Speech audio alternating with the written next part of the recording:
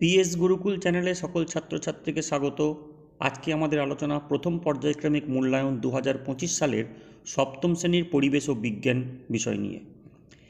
এবছর থেকে পরীক্ষার পদ্ধতিতে কিছু পরিবর্তন এসছে। তোমাদের 15 নম্বরের বদলে 30 নম্বরে পরীক্ষা দিতে হবে, যার জন্য তোমাদের সময় বরাদ্দ 1 ঘন্টা। যে চ্যাপ্টার থেকে তোমাদের কোশ্চেন করা হবে সেগুলি হলো ভৌত পরিবেশের 2টি অধ্যায়, তাপ ও আলো, অণু পরমাণু, রাসায়নিক বিক্রিয়া এবং মানুষের খাদ্য। প্রত্যেক অধ্যায় থেকে 10 মার্কস করে কোশ্চেন আসবে। এই কোশ্চেনের যে প্যাটার্ন হবে তার মধ্যে এমসিকিউ থাকবে 4টে 1 নম্বরের, এসিকিউ থাকবে 2টো 1 নম্বরের এবং 2 মার্কসের প্রশ্ন থাকবে 2টো। আলোচনায় যাওয়ার পূর্বে তোমাদেরকে আমার যেটা বলার সেটা হচ্ছে, যারা প্রথমবার চ্যানেল ভিজিট করছো তারা অবশ্যই সাবস্ক্রাইব করে দেবে এবং একটা লাইক ও শেয়ার করে দেবে, যাতে তোমার বন্ধুরা এই ভিডিও দেখার সুযোগ পায়।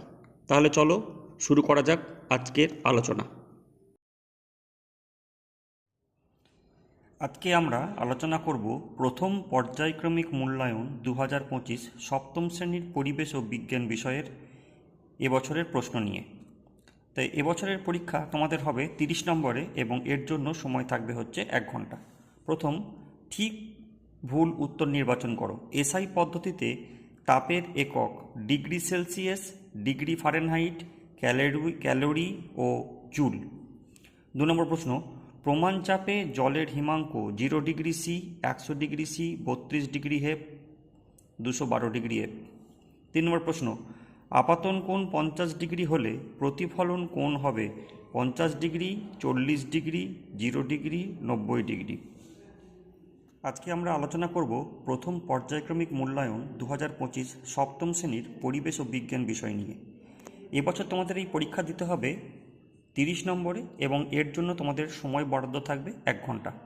এই প্রশ্ন 2টো ধাপে আসবে, গ্রুপ এ এবং গ্রুপ বি।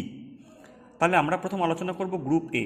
তাহলে গ্রুপ এ থেকে প্রথম প্রশ্ন হচ্ছে ঠিক ভুল উত্তর নির্বাচন করো।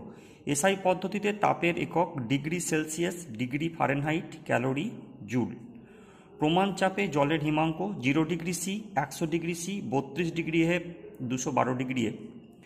আপতন কোণ 50 ডিগ্রি হলে প্রতিফলন কোণ হবে 50 degree, 40 degree, 0 degree, 90 degree. 4 number প্রশ্ন, বর্ণালী গঠিত হয় আলোর প্রতিফলন, আলোর প্রতিসরণ, আলোর বিচ্ছুরণ, আলোর শোষণের জন্য। 5 নম্বর প্রশ্ন, ডাক্তারি থার্মোমিটারের উষ্ণতার সর্বোচ্চ সীমা 100 degree C, 110 degree F, 212 degree F, 273 degree F. 6 নম্বর প্রশ্ন, আপাতন কোণ 60 ডিগ্রি হলে আপাতন কোণ ও প্রতিফলন কোণের সমষ্টি হবে 60 ডিগ্রি, 100 ডিগ্রি, 40 ডিগ্রি, 120 ডিগ্রি। 7 নম্বর প্রশ্ন, এক ব্যক্তি সমতল দর্পণের সামনে 3 মিটার দূরে দাঁড়িয়ে আছে। দর্পণ থেকে প্রতিবিম্বের দূরত্ব হবে 1.5 মিটার, 3 মিটার, 6 মিটার, 7 মিটার। 8 নম্বর প্রশ্ন, 0 ডিগ্রি উষ্ণতায় 5 গ্রাম বরফকে জলে পরিণত করতে তাপ লাগবে 40 ক্যালোরি, 400 ক্যালোরি, 50 ক্যালোরি, 500 ক্যালোরি। 9 নম্বর প্রশ্ন, পরমাণুর নিউক্লিয়াস ধনাত্মক আধানযুক্ত, ঋণাত্মক আধানযুক্ত, নিস্তড়িত। পরবর্তী প্রশ্ন, ফারেনহাইট স্কেলের ঊর্ধ্ব স্থিরাঙ্ক 32 degree F, 212 degree F, 232 degree F, 273 degree F. ঠিক ভুল উত্তর নির্বাচন করো। প্রতিটি প্রশ্নের মান 1। বরফ গলনের লিনতাপ 80 ক্যালোরি, 80 কিলো ক্যালোরি পার গ্রাম। 2 নম্বর প্রশ্ন, রংধনু হল প্রাকৃতিক বর্ণালী। 3 নম্বর প্রশ্ন, দর্পণে বস্তুর অসৎ প্রতিবিম্ব গঠিত হয়। 4 নম্বর প্রশ্ন, সূচিছিদ্র ক্যামেরা থেকে জানা যায় আলো সরল রেখায় চলে। 5 নম্বর প্রশ্ন, থার্মোমিটারের নিম্ন স্থিরাঙ্ক ও ঊর্ধ্ব স্থিরাঙ্ক 0 ডিগ্রি সি ও 212 ডিগ্রি সি সেন্টিগ্রেড স্কেলের জন্য। এক কথায় উত্তর দাও। একটি পরমাণুর প্রোটন সংখ্যা 17, ইলেকট্রন সংখ্যা 17 ও নিউট্রন সংখ্যা 18। ভর সংখ্যা কত? পরমাণুর আধানবিহীন কণার নাম কি? এই কণা কোথায় থাকে? গলন কাকে বলে? সিজিএস এসআই পদ্ধতিতে তাপের এককগুলি লেখো। তাপ কয় প্রকার ও কি কি? ক্যালোরি ও জুলের মধ্যে সম্পর্ক লেখো। শূন্য মাধ্যমে আলোর গতিবেগ কত? কোন গ্যাস অতিবেগুনি রশ্মি শোষণ করতে পারে? 9 নম্বর প্রশ্ন, তাপ ও তাপমাত্রা কোন কোন যন্ত্রের সাহায্যে পরিমাপ করা হয়? 10 নম্বর প্রশ্ন, বরফ গলনের লিনতাপ 80 ক্যালোরি পার গ্রাম বলতে কি বোঝো? 11 নম্বর প্রশ্ন, ছায়া ও প্রচ্ছায়া বলতে কি বোঝো? শেষ প্রশ্ন, আলোর নিয়মিত প্রতিফলন কাকে বলে? উত্তর দাও।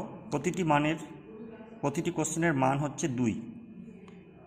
1 নম্বর প্রশ্ন, কোনো বস্তু কর্তৃক গৃহীত বা বর্জিত তাপ কোন কোন বিষয়ের উপর নির্ভর করে? 2 নম্বর প্রশ্ন, লিনতাপ কাকে বলে? সেলসিয়াস ও ফারেনহাইট স্কেলের মধ্যে গাণিতিক সম্পর্কটি লেখো। 4 নম্বর প্রশ্ন, নিয়মিত প্রতিফলন ও বিক্ষিপ্ত প্রতিফলনের মধ্যে দুটি পার্থক্য লেখো। 5 নম্বর প্রশ্ন, থার্মোমিটারের ঊর্ধ্বস্থিরাঙ্ক ও নিম্ন স্থিরাঙ্ক বলতে কি বোঝো? 6 নম্বর প্রশ্ন, অ্যাম্বুলেন্স কথাটি অ্যাম্বুলেন্স গাড়িতে উল্টো করে লেখা থাকে কেন? সিনেমার পর্দা সাদা করা হয় কেন? কালো করলে কি হবে? 8 নম্বর প্রশ্ন, এসআই এবং সিজিএস পদ্ধতিতে তাপ ও উষ্ণতার এককের নামগুলি লেখো। 9 নম্বর প্রশ্ন, হাতে স্পিরিট ঢাললে ঠান্ডা অনুভব হয় কেন? 10 নম্বর প্রশ্ন, জীবের শারীরবৃত্তীয় ক্রিয়াতে আলোর দুটি ভূমিকা লেখো। 11 নম্বর প্রশ্ন, আলোর প্রতিফলনের একটি পরিষ্কার চিত্র অঙ্কন করে আপতিত রশ্মি, প্রতিফলিত রশ্মি, আপতন কোণ এবং প্রতিফলন কোণ দেখাও। সংকেত লেখো। Sodium bicarbonate, silver chloride, aluminium oxide, calcium hydroxide. পরবর্তী 13 নম্বর প্রশ্ন, জীবের শারীরবৃত্তীয় ক্রিয়াতে তাপের দুটি ভূমিকা লেখো। 14 নম্বর প্রশ্ন, দুটি গ্লাসের জলের উষ্ণতা প্রথমটিতে 50 ডিগ্রি সি এবং দ্বিতীয়টিতে 50 ডিগ্রি এফ, কোনটির উষ্ণতা বেশি? আজকে শেষ প্রশ্ন, আলোর প্রতিসরণ কাকে বলে? এর প্রধান শর্ত কী? শুরু করছি গ্রুপ বি। শূন্যস্থান পূরণ করো। অনেকগুলি গ্লুকোজ অণু জুড়ে তৈরি হয় ড্যাশ। মানব দেহে জলের পরিমাণ নির্দিষ্ট রাখে ড্যাশ, এটি ড্যাশ মৌল পড়বে। ভিটামিন সি এর অভাবে ড্যাশ রোগ হয়। ড্যাশ মৌলের অভাবে নখ চামচা আকৃতির হয়। সস্তার বিরিয়ানিতে ড্যাশ ক্ষতিকারক উপাদানটি থাকে। ড্যাশ ভিটামিনের অভাবে রিকেট রোগ হয়। রক্ত জমাট বাঁধতে সাহায্য করে ড্যাশ ভিটামিন। 8 নম্বর প্রশ্ন, ড্যাশের অভাবে গলগণ্ড সমস্যা দেখা দেয়। সঠিক উত্তর নির্বাচন। রাতে কম দেখা রোগটি হয় ভিটামিন এ, বি, সি এর অভাবে। লোহার অভাবে আমাদের যে রোগটি হয় তা হলো অ্যানিমিয়া, ম্যারাসমাস, কার্ভি। আমরা প্রত্যহ গড়ে প্রায় যে পরিমাণ মূত্র ত্যাগ করি তা হলো 1.5, 2.5, 3.5 লিটার। একটি জলে দ্রবণীয় ভিটামিন হলো vitamin A, K, E, C. চুল ও নখে থাকে কেরাটিন, অ্যাক্টিন, মায়োসিন, প্রোটিন। এক কথায় উত্তর দাও। কোন কোন খনিজ মৌল দাঁত ও হাড় গঠনে সাহায্য করে? 2 নম্বর প্রশ্ন, লোহিত রক্তকণিকায় কোন প্রোটিন থাকে? মোমো, চাউমিনের মধ্যে কোন ক্ষতিকারক উপাদান থাকে? জলে দ্রবীভূত ভিটামিনগুলির নাম লেখো। কোন কোন ভিটামিন তেলে দ্রাব্য বা স্নেহ পদার্থে দ্রাব্য? চকোলেটে বাদামি রং হিসাবে কোন ক্ষতিকারক পদার্থ মেশানো হয়? 7 নম্বর প্রশ্ন, শশাতে কী পরিমাণ জল আছে? 8 নম্বর প্রশ্ন, কে ভিটামিন আবিষ্কার করেন? দুটি প্রক্রিয়াজাত খাদ্যের নাম লেখো। খাদ্যের কোন উপাদান আমরা হজম করতে পারি না? সংক্ষিপ্ত উত্তরধর্মী প্রশ্ন, প্রশ্নের মান 2। খাদ্যতন্তু কি? খাদ্যতন্তু আছে এমন দুটি খাদ্যবস্তুর নাম লেখো। 2 নম্বর প্রশ্ন, কার্বোহাইড্রেট জাতীয় খাদ্যের উদ্ভিজ্জ ও প্রাণীজ উৎসগুলি লেখো। দুগ্ধ শর্করার নাম কি? কোয়াশিয়রকর কি? এর দুটি লক্ষণ লেখো। 4 নম্বর প্রশ্ন, দুটি করে উদ্ভিজ্জ ও প্রাণীজ স্নেহ পদার্থের নাম লেখো। 5 নম্বর প্রশ্ন, ফাইটোকেমিক্যাল বা উদ্ভিজ্জ রাসায়নিক কি? এর দুটি উৎস লেখো। 6 নম্বর প্রশ্ন, ভিটামিন কি? এর দুটি বৈশিষ্ট্য লেখো। 7 নম্বর প্রশ্ন, প্রোটিনের দুটি করে উদ্ভিজ্জ ও প্রাণীজ উৎস লেখো। 8 নম্বর প্রশ্ন, সালোক সংশ্লেষ কাকে বলে? গাছের খাদ্য তৈরির প্রধান উৎসগুলির নাম লেখো। 9 নম্বর প্রশ্ন, ম্যারাসমাস কি? এর দুটি উপসর্গ লেখো। 10 নম্বর প্রশ্ন, স্থূলত্ব কাকে বলে? আইবিএম বা দেহ ভর সূচক বলতে কি বোঝো? এর গাণিতিক সূত্রটি লেখো। 11 নম্বর প্রশ্ন, দেহে অতিরিক্ত প্রোটিন জমা হলে কি কি সমস্যা তৈরি হয়? 12 নম্বর প্রশ্ন, সংশ্লেষিত ও প্রক্রিয়াজাত খাদ্য বলতে কি বোঝো? প্রতিটির উদাহরণ দাও।